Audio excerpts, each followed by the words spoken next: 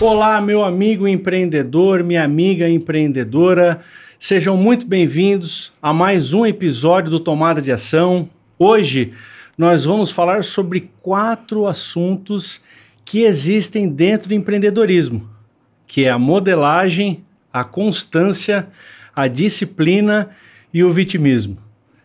Neto, queria começar o nosso bate-papo aqui, como sempre, dizendo o seguinte: tanto eu como empresário e você como mentor, nós sabemos que a modelagem ela é algo importante dentro do empreendedorismo. Por quê? Eu olho algo que está dando certo, seja um negócio, um projeto, e eu vou extrair dali o que está dando certo. Agora as pessoas pensam o seguinte: eu vou extrair só o que está dando certo? Não, eu posso extrair dali também o que deu errado para que eu não cometa esse mesmo erro no meu negócio, não é isso? Verdade, Sérgio. Primeiro, olá a todos, né, que estão nos assistindo aí, né? Sejam bem-vindos. Mais uma vez, obrigado, Sérgio, pela sua oportunidade. E falando de modelagem é bem complexo, né? Porque às vezes algumas pessoas até acham que modelagem é você imitar, copiar algo de alguém, né? E na realidade não é isso, né? Eu costumo dizer que assim, uma criança, se ela imita o jeito que o pai, a mãe, o avô tá andando, o que ela tá fazendo? Ela tá copiando, mas ela vai fazer os trejeitos do avô, do pai, né? Agora, quando ela aprende a andar porque ela observa o adulto, é uma modelagem. Agora você falou algo interessante, porque existe uma corrente que fala o seguinte: modelar não é copiar. E tem uma corrente que fala, sim, modelar é copiar. Então tem uma galera que fala que modelar é copiar e outra galera que fala, não, modelar é se basear. Eu acredito também que seja se basear. Por quê? Porque você acaba jogando o seu DNA naquilo. Agora, a pessoa não pode confundir também o ato de copiar com mau caratismo, é diferente. Vamos supor, você quer montar um salão de cabeleireiro lá no seu bairro. Aí você vai, faz amizade com uma cabeleireira, vai lá, fica vendo lá dentro como que acontece, pega a estratégia, depois vai lá, pega a estratégia e cliente leva para o seu salão. Não, isso aí é mau caratismo. Vamos falar de modelar. Modelar é você analisar um negócio, não estando lá dentro, mas de fora mesmo. Pegar um exemplo. Você quer modelar, por exemplo, um palestrante. Você vai comprar um livro dele, você vai comprar um curso dele. Não é isso, Neto? Exatamente. Eu brinco, né? Eu gosto de falar quando eu comecei, né? Quando eu falei pro meu pai que ia abrir um CNPJ, meu pai falou assim, você tá maluco. Eu já vi pessoas se darem mal com o CNPJ, você vai abrir um negócio, você não vai conseguir fechar, não é simples, olha, tem que tomar cuidado, tem que pagar imposto, tem que... Eu desconsiderei o que meu pai falou? Não, meu pai tinha razão, eu tinha que tomar um cuidado. Mas só que meu pai, ele não era um modelo a seguir, porque ele não estava dentro desse know-how, ele não tinha esse know-how na realidade, ele não estava nesse mercado. Ele era um CLT, que trabalhava, uma pessoa que cuidava da família, cuidava dos filhos, mas ele não tinha esse conhecimento. Então eu não desconsiderei meu pai, mas eu não peguei como verdade o que ele tinha falado. O que eu fui fazer? Fui modelar. Claro que, Sérgio, é hoje que eu tô falando em modelagem, né? Quando eu fiz isso na raça, não sabia que isso era modelagem. Então o que eu fiz? Eu fui atrás de contador, eu fui atrás de pessoas na área, entender o que era o CNPJ, como que abria, como que fazia. Mas isso ainda não é modelagem. Porque isso aí que eu fiz é pesquisa. Eu fui atrás e eu olhei em aberto. O que é modelagem? Você olhar ele fechado. Tá. Aí eu fui atrás com o meu contador de outras pessoas que tinham consultoria, que implementava isso, que é algo que eu queria fazer. E aí eu falei assim, tá, como que eu tenho essa empresa? Como que eu vou fazer? Aí eu entendi a estrutura. Mas aquilo que você falou, não copiei, né? Eu entendi a estrutura, coloquei o meu DNA, a minha essência, o meu conhecimento e ofereci para o mercado de serviço. E você falou da criança...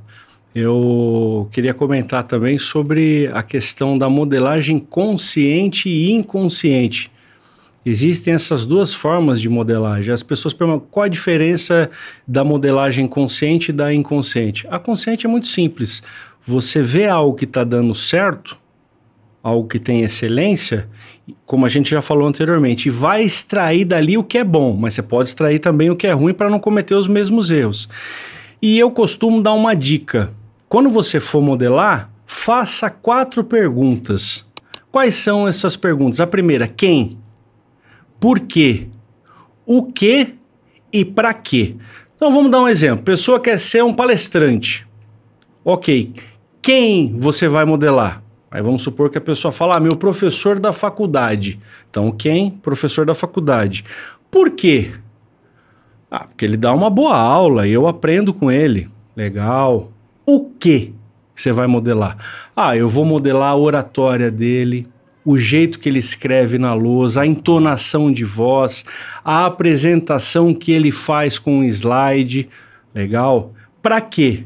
Para que eu me torne um palestrante. Então, essa é uma modelagem consciente. Você sabe que aquilo deu certo, você modela, faz essas perguntas e extrai dali o que é bom ou ruim. Ótimo. E a modelagem inconsciente? A modelagem inconsciente, você falou da criança agora. Criança é pequena, ela é igual uma esponja. Ela vai puxando tudo ali. Então ela vê o pai falando, a mãe falando, um tio mais velho falando, uma tia mais velha falando, de repente um irmão mais velho, e ela vai ali, ó, vai sugando tudo, porque é inconsciente. Então é por isso que muitas vezes um pai ou uma mãe, de forma inconsciente também, o pai e a mãe soltam assim, ó, ter muito dinheiro não é bom, porque você pode ser sequestrado. Ou ter muito dinheiro não é bom, porque você pode ser uma pessoa má. Como se fosse o dinheiro que ia distinguir se a pessoa vai ser boa ou vai ser má. Tem pessoa rica boa, mas tem pessoa rica má. Tem pessoa pobre boa, mas tem pessoa pobre má. Então não é o dinheiro que vai dar direção para caráter. E aí o que é interessante? Essa criança cresce, depois é um adulto endividado, não consegue emprego, não consegue prosperar. Por quê? Porque nessa modelagem inconsciente, quando era criança, ele absorveu tudo aquilo. Às vezes, frase bíblica mesmo. É mais fácil um camelo passar por um buraco de uma agulha do que um rico entrar no reino dos céus. Como se isso também tivesse definição com caráter. Só que a criança, quando mais nova, ela não tem a maturidade de entender se aquilo é verdade ou não, e até de argumentar com o adulto, não é, Neto? Por isso que a criança, quando ela vai desenvolvendo, né? Por isso que tem escolinha para ela, né? Porque ela sai já só do espaço em casa, familiar, ela vai para a escola, ela vai se desenvolvendo. Por isso que quando algumas pessoas fazem modelagem, tem empresa que permite. Uma equipe vai lá na sua empresa, atua, vê como você trabalha. Lógico que não é todas as estratégias, né? Mas assim, a matriz, né? Então, por que eles permitem isso? Para você modelar da melhor maneira. Você só não pegar a imitação, você só não pegar ir no inconsciente, porque a modelagem de negócio, ele precisa ser consciente. Ele precisa saber o que ele está fazendo, ele precisa saber o que ele está modelando, senão ele vai modelar até errado, né? Então ele precisa saber o que ele vai modelar. Se você monta um restaurante, seu CNPJ, sua estratégia é uma. Exato. Você monta uma empresa para vender uma loja de sapato, tudo são negócios, mas é totalmente diferente.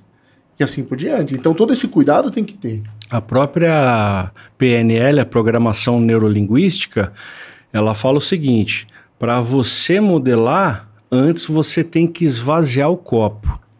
E aí ela vai falar justamente dessa modelagem inconsciente, que é o quê? Cara, deixa a prepotência de lado, sapatilha da humildade. Nós já falamos isso em podcasts anteriores, em episódios anteriores. Vai falar sempre, viu? Porque a humildade, ela entra em tudo, né? Se você não tiver humildade, como é que você vai modelar? Porque você vai ter que olhar o que já está dando certo. Aí, de repente, você vai ver uma coisa, mas não concordo com isso. Mas não é você concordar ou não, aquilo já está dando certo. E aí eu quero entrar numa questão também, que são as crenças limitantes, já falando da criança, que é o quê? É justamente essa questão. Se você tem muitas crenças limitantes, você não vai conseguir modelar. Você concorda com isso aí também, Neto? Assim, né? A crença limitante, na verdade, ela atrapalha o desenvolvimento da pessoa, né? Então, se você tem algumas frustrações lá do passado que você carrega até hoje, ela te atrapalha hoje, né? Meu pai dizia um negócio, Sérgio, que quando eu escutava dele parecia balela. Hoje eu tô lembrando muito do meu pai, ele vai ficar feliz, viu? Mas o que acontecia? Meu pai falava assim, costume de casa vai à praça. O que ele queria dizer? Costume de casa ia pra rua. Então, se eu quisesse almoçar com boné na mesa, eu ia querer fazer isso na casa dos outros. Então, ele sempre mencionava isso. E isso é verdade. Então, se você não tomar cuidado, porque as empresas hoje falam tanto de comportamento, Porque os comportamentos que as pessoas têm em casa estão vindo para dentro da empresa. E isso atrapalha os resultados. E aí, junto com esse comportamento, vem as crenças também. Nós já passamos por isso por diversas vezes. Entrevistar uma pessoa e na entrevista você consegue ver algumas crenças limitantes da pessoa. Hoje mesmo, dando um treinamento lá. Nós vimos isso na prática, né? As pessoas até choram às vezes com a gente na mesa. Por que isso? Não é porque é fraco, não é nada disso. É a forma que está modelando. É o que está acontecendo em volta, entendeu? Essas crenças limitantes, é importante quebrá-las. E eu costumo dizer o seguinte: quer prosperar? Vai para o 6 em 2. 6 em 2, o que é o 6 em 2? 6 verbos e 2 substantivos. Aí você vai falar, ih, lá vem. O que vai vir aí? Já pensei isso. 6 verbos. Querer, romper, ganhar, gastar, economizar e investir. E os 2 substantivos. Ser generoso e caridoso. Então, você tem primeiramente querer algo. Você quer prosperar? Ok.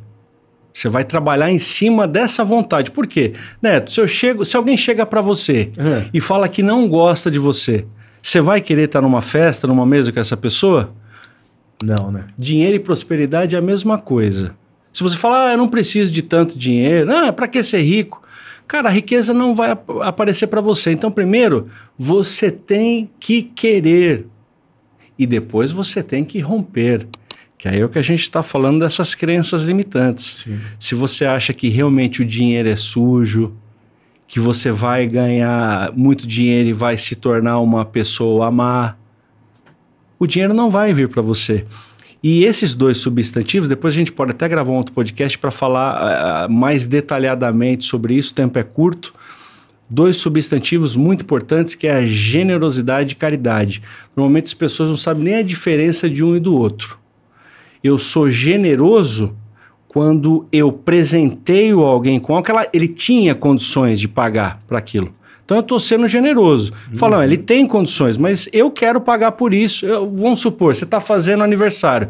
Eu chego lá com, sei lá, com um celular, te dou um celular. Você tem dinheiro para comprar o celular, mas eu quero ser generoso, eu quero te presentear pelo seu aniversário. Agora, a caridade é quando a pessoa não tem condições de comprar aquilo.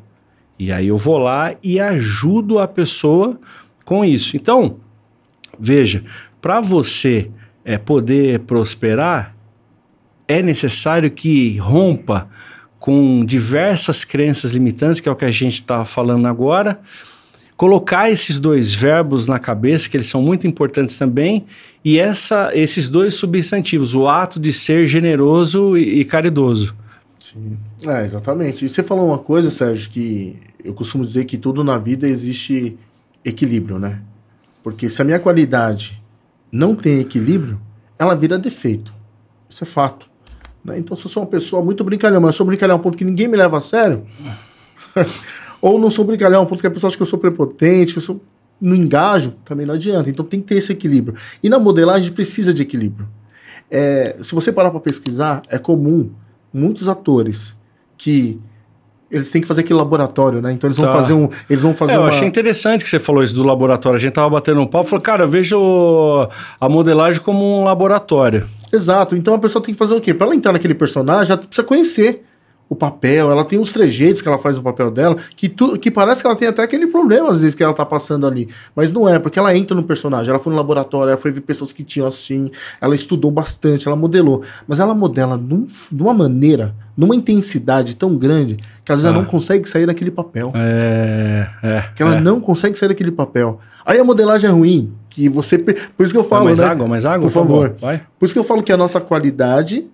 ela vira defeito quando existe equilíbrio. E a modelagem, ela é isso. Não é porque você está modelando e você está modelando algo que está dando certo que você vai deixar o seu DNA.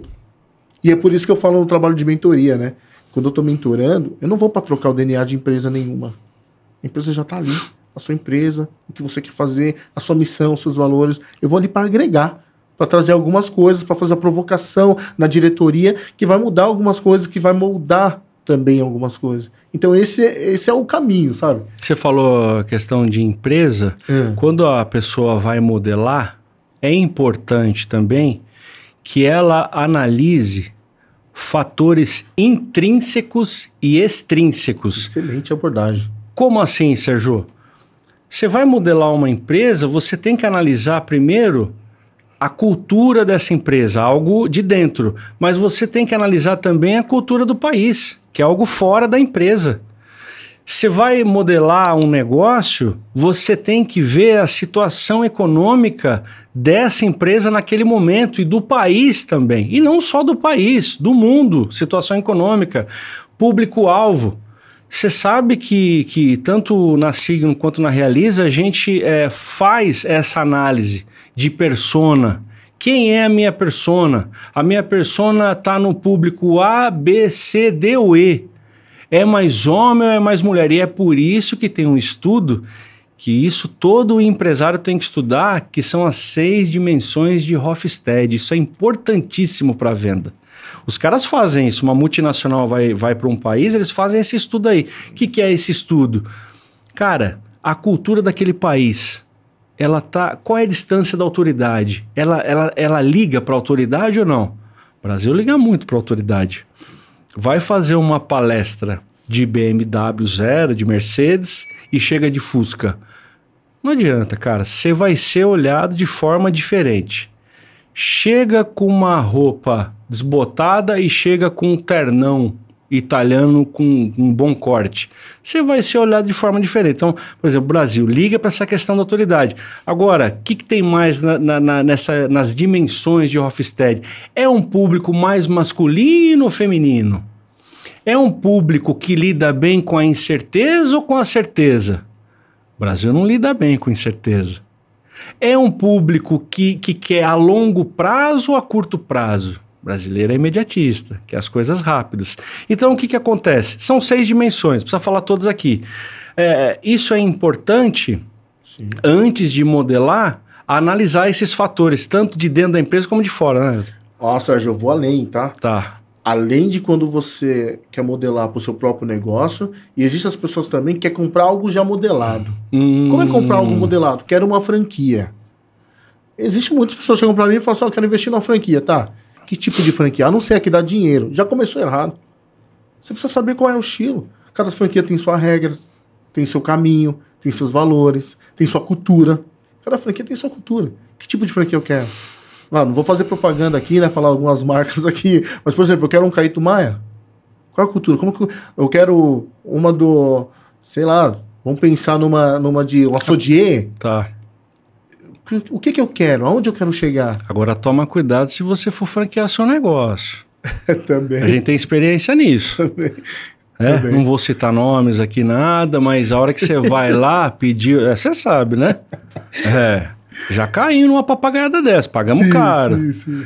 E aí o que acontece? Você vai modelar, você vai franquear modelar, já está falando de modelar, você vai franquear e aí você vai franquear a tua empresa, os caras prometem 1001 coisa para você, bicho. Aí você vai ver na prática, não é nada disso. Deixar... Eu tô rindo para não chorar, né? Cara, é realidade, para quem tá assistindo, você tem um negócio... Você não tem franquia ainda, ok? Você tem o teu negócio que você ralou para construir. Eu ralei para construir as empresas. Você também, né? A sua carreira ralou também. Sim. A gente não tá há 5, 6 anos, 8 anos, não. A gente tá há 15 anos no mercado, você tá com 17 anos. Né? Não é? Rala todo dia. Aí você leva para uma empresa dessa para franquear o seu negócio, os caras prometem 1001 coisa, não é nada disso. Não é tão simples assim, não. Não é tão simples você pegar o seu negócio e levar para o modelo de franquia, não é tão simples assim. E cuidado com as promessas, muito cuidado. Pessoas que já passaram por isso estão colocando isso na mesa. Achei excelente você comentar isso. E o que acontece? Você falou de franquia, muitas vezes a pessoa vai para a compra de uma franquia também porque já tem um modelo de negócio.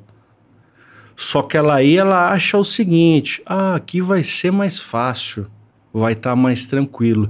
E aí eu quero entrar num outro assunto que eu coloquei aqui no começo do podcast, hein? Manda aí. Eu prometi aqui para quem está escutando, eu falei, nós vamos falar aqui de modelagem de constância, de disciplina e de vitimismo. Tá lá dentro do empreendedorismo. Os três são bons. Modelagem, constância e disciplina. O vitimismo, joga fora. Por que eu estou falando agora da franquia que a pessoa acha que vai ser fácil? Essa questão da disciplina e constância. Você concorda com isso, né? Disciplina gera hábito. Hábito vai gerar uma constância. E a constância vai gerar resultados. Não é porque é uma franquia que já está ali com um modelo que você fala, aqui é tranquilinho, aqui eu posso deixar os funcionários tocando aí de boa e tal, vou uma ou duas vezes lá. Não é bem assim, né? Não, verdade. Nós estamos falando aqui em diversas coisas, né? Estamos falando em você comprar uma franquia já pronta, você formatar a sua franquia. Aí é o perigo. Que você formata. Cuidado. Tem que tomar cuidado. Muito cuidado. E aí, falando de modelagem, você precisa saber onde você quer seguir, que modelo você quer ir, né? Porque, por exemplo, se você vai formatar a sua franquia, Sérgio, você precisa saber que cultura você quer que todas as pessoas que compram a sua franquia leve. Porque a pessoa está indo com o seu RG. Quando você vende sua franquia, é como ela usar essa sua identidade. Então, como você quer? Eu quero que aquela pessoa que está usando a minha identidade se comporte. É assim. Quando você pega uma empresa que já tem a franquia e você compra a franquia, você tem que ver que aquilo que já existe vai linkar com o que você quer. Porque senão você vai comprar um negócio que você vai ser refém. Você vai ser proprietário. Você vai ser refém. Porque o negócio não tem a ver, não condiz com o que você acredita e você vai ter que seguir, porque você comprou a franquia daquele jeito. E o que é o investir? Muitas vezes a pessoa quer o quê? Ela quer investir... Não quer investir no momento. Por quê? Investir é doloroso. Requer sacrifício. E as pessoas, elas querem o quê? Elas querem um conforto imediato.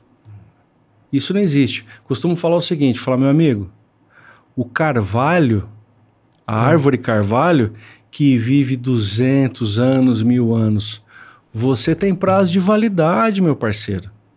Se você chegar nos 90... você já é um herói se chegar nos 90. Então, assim, por que eu estou falando isso? Há que se ter o esforço, a disciplina e a constância. Nada fica de pé sem disciplina e sem constância. Verdade. Olha a gente gravando, Neto. Sim. Gravando, direto. Para ter o quê? Para ter os vídeos publicados nas redes sociais, lá no YouTube, no Instagram, no Facebook, TikTok. Spotify. É constância direto, reuniões direto, como tá a edição. Por quê? E disciplina. O que nós vamos falar? A pauta de reunião, as estratégias de bastidores também, que ninguém vê isso, não é verdade? Sim. Disciplina envolve tudo, né? Isso que você mencionou, às vezes o cara compra uma franquia, mas ele não quer acordar cedo e ir lá treinar a equipe dele. E a franquia dá até uma apostila lá, mas é ele que tem que treinar o time dele. Então a disciplina acompanha em tudo que você vai fazer. Um podcast que nem nós estamos fazendo aqui hoje. A disciplina é para tudo, para estudar. A gente não pode vir aqui e falar coisa aleatória, né? Nossa vivência, mercado... Faz sentido, não faz sentido. E constância. O pessoal vai para academia. Leva um tempo para adquirir os músculos, para emagrecer. O cara vai correr uma maratona. Ele não começa correndo uma maratona de 40 quilômetros. Sim. Ele vai começar com 5 quilômetros, de repente vai passar para 10. Não começa... O que nasce grande é baleia. Fala, que nasce grande é baleia. E filhote de elefante. E demora. Leva 22 meses para nascer. Então, há que se ter isso na mente, certo, de começar pequeno, mas ter disciplina e constância. Eu tenho que começar pequeno, mas com postura de grande, né? Isso, ótimo. Boa. Começar pequeno com postura de grande. Não adianta você chegar e falar assim, um dia não. O nosso podcast, nós estamos iniciando. Mas só que a gente tem que entregar coisa de qualidade. Não posso falar assim, não, mas eu estou iniciando, então eu posso ir lá e vou falar qualquer coisa e beleza. Não é assim. Então tudo tem a ver com entrega, né? Se a entrega é boa, todos nós queremos. Se a entrega não é boa, nós vamos desfazer. Agora, o ato de reclamar, é o famoso vitimismo. Você, como mentor, você já mentorou diversas pessoas em diversas empresas. Nós, nas empresas mesmo, já vimos diversas pessoas. Sabe o que é? É porque eu cheguei atrasado por causa disso. Sabe o que é? É porque eu não estou vendendo. Porque é sempre colocando a culpa no outro.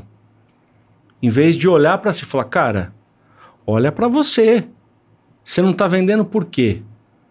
Você tá quebrando objeções?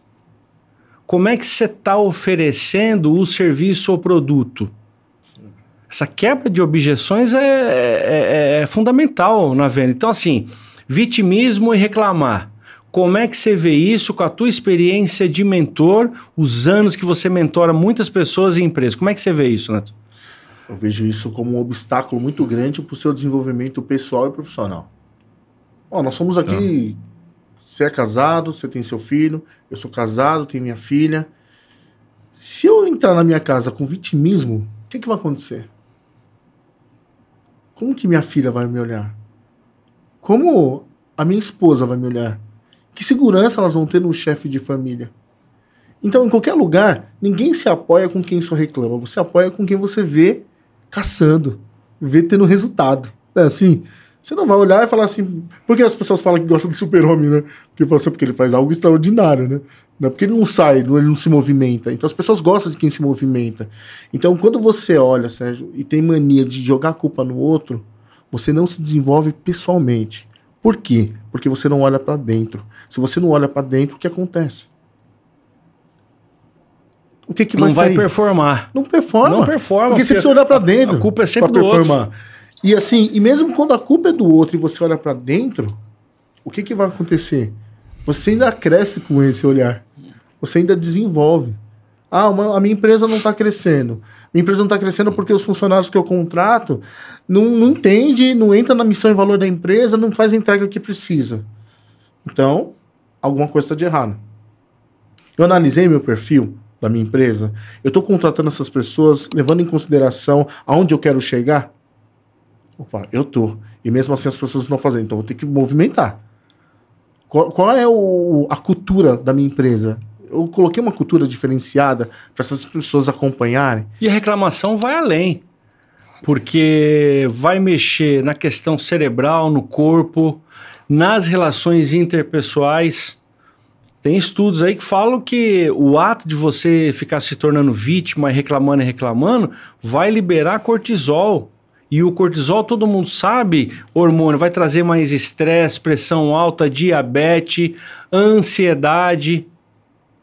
Nas questões interpessoais, o pessoal reclamando direto, fala, pô, não aguento mais você, cara.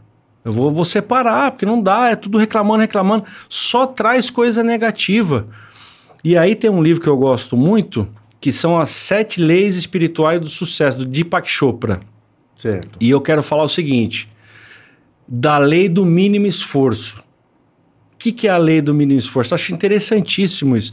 Você sabe que hoje em dia eu vou para as empresas terça e quinta. Nós fazemos nossa reunião em terça e quinta. Sim. Tá, Sérgio, e segunda, quarta, sexta, sábado, domingo, cara, tô dedicado aos estudos, à família, a fazer gestão. Por quê? Isso com base em quê? Através da lei do mínimo esforço. Então, mas peraí, Sérgio, só a lei do mínimo esforço que te proporcionou isso? É claro que não. É uma gestão que eu venho fazendo profissional e pessoal de muitos anos que hoje está me permitindo fazer isso. Sim. Tá ali dentro das empresas terça e quinta. Tem alguns casos que eles falam o investidor nem de terça e quinta está na empresa. Ele está fazendo outros investimentos, está trabalhando de repente no home office ou está trabalhando de outro país fazendo investimento. Mas o que significa a lei do mínimo esforço? Logo no início, quando o Deepak Chopra está escrevendo sobre isso, ele fala, cara, você já viu a natureza? O peixe se esforça para nadar? Não. Ele só nada. A flor se esforça para desabrochar? Não. Ela só desabrocha. O rio faz esforço para percorrer a sua água? Não. Simplesmente percorre. E aí, quando eu vou falar da lei do mínimo esforço, que eu falei da ansiedade, a questão da ansiedade também. Não, eu tô vendo, você viu a hora aí, e a gente tem até se ligar nisso aí, que senão daqui a pouco estoura tudo, e vou falar mais um pouco, você fala mais um pouco, e a gente já, corta. Então, o que acontece? A lei do mínimo esforço, que a gente estava falando aqui, eu costumo falar o seguinte, lembra do RIA? Aí a pessoa sorri para mim, do RIA. O que é o RIA da lei do mínimo esforço? É a é a responsabilidade, a indefensibilidade e a aceitação.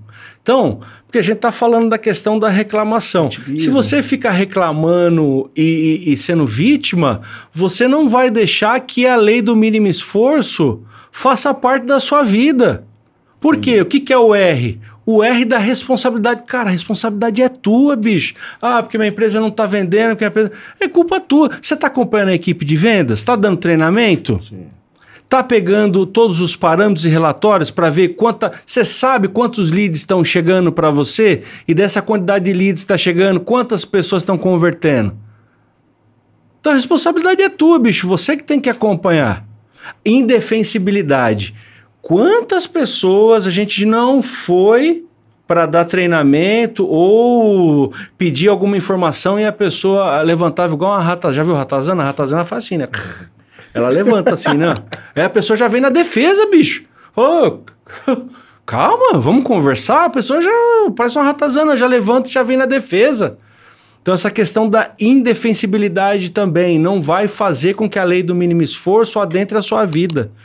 E a questão de aceitação. Existem certas coisas que vão acontecer na nossa vida e a gente tem que aceitar aquilo e tocar o barco. Faz sentido isso aí, Neto? Faz, tem coisa que acontece na nossa vida que a gente não tem controle, né? Mas só que assim, né? Eu costumo dizer que eu não tenho o poder de segurar a voz de uma pessoa que quer falar algo contra a minha pessoa. Tá. Mas só que eu tenho o poder de não digerir aquilo. Eu não preciso trazer aquilo pra dentro. Se não faz sentido, por que eu vou pegar aquilo que não faz sentido pra mim? Então, quando você trabalha com esse olhar, você consegue, Sérgio, olhar o que realmente dói, mas não desistir e não jogar culpa e ir lá e fazer, né? Então, eu até brinco, né? Eu falo assim, eu falo que eu sou negro há 39 anos, né? Eu tenho 39 anos de idade. Mas é o seguinte, uma coisa é existir o racismo. A outra coisa é eu viver. Talvez pode parecer até polêmico o que eu vou falar, mas na verdade é o seguinte, eu preciso entregar o meu máximo. Como qualquer outro ser humano. Eu preciso ir lá e dar o meu melhor. Se uma empresa me convida para dar uma palestra, é que eu tenho que ir lá e tenho que representar. Não, eu tenho que ir lá como um bom profissional e entregar o meu melhor. Que tem 100, 200 pessoas, 300 pessoas ali acreditando no que eu vou falar. Então, quando você foca nisso e não na dor, o resultado é hoje. Não estou falando que o racismo não dói. Você já viveu coisa comigo, né? Eu posso falar isso muito simples contigo porque a gente já viveu muito isso. Mas saber que existe dói, mas eu não preciso viver essa dor todos os dias. Agora você falou dessa questão de se dedicar, dar o seu melhor, lembrei do Ikigai. O Ikigai da cultura japonesa é o seguinte, o que te motiva a acordar de manhã todos os dias e ir buscar o resultado? O que te motiva? Porque você falou agora mesmo a questão do racismo. Vou ficar dando bola para isso? Vou nada, cara. Eu vou para cima.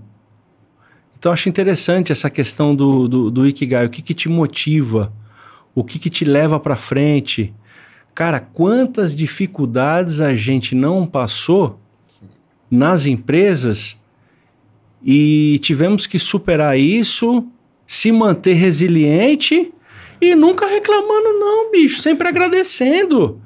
Sempre agradecendo o quê? De ter um raciocínio lógico, saber se comunicar, ter a presença de Deus nos ajudando muito em certas contratações que a gente falava assim, caramba, cara, a pessoa saiu aqui, mas já veio um aqui que era melhor daqui que saiu, cara, como é que pode isso? Cara, saiu lá, não estava precisando, acabei cortando gastos ainda, olha que bom isso aí.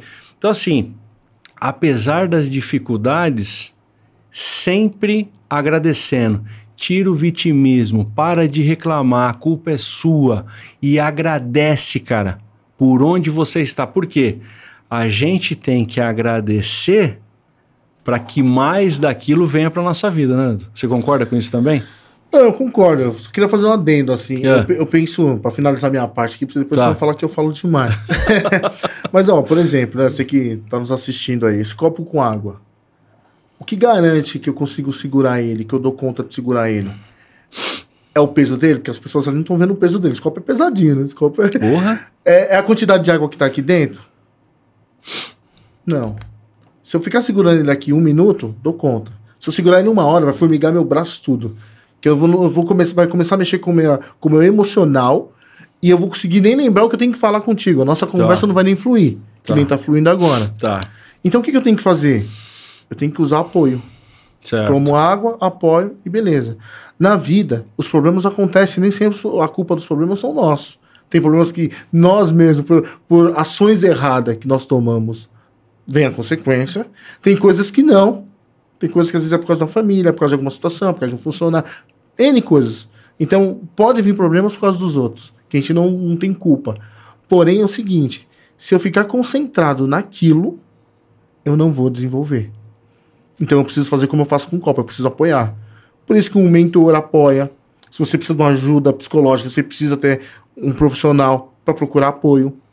Às vezes tem empresário que não quer. Ele vai procurar um copo de uísque, mas ele não vai atrás de um profissional porque fala assim, eu não tô doido. E não é isso. Você procurar um profissional preventivo, você cuidar da sua saúde mental, já é provado que isso faz parte, isso é uma necessidade. Sim, aí a gente tá chegando ao fim. Quero deixar uma frase aqui, uma ideia, uma passagem bíblica, citar Salomão. Salomão foi um rei que tentou buscar nas festas, na música, na bebida, nas grandes realizações, na riqueza, na fama, ele, no dinheiro, tentou buscar a felicidade em tudo isso. Mas ele chegou à conclusão que sem Deus era um eterno vazio. Então, quero deixar para você que está nos escutando o seguinte: busque a Deus, porque sem Ele nada acontece. Espero que vocês tenham gostado desse episódio. Um forte abraço e até os próximos vídeos. Tchau, tchau. Um abraço, pessoal.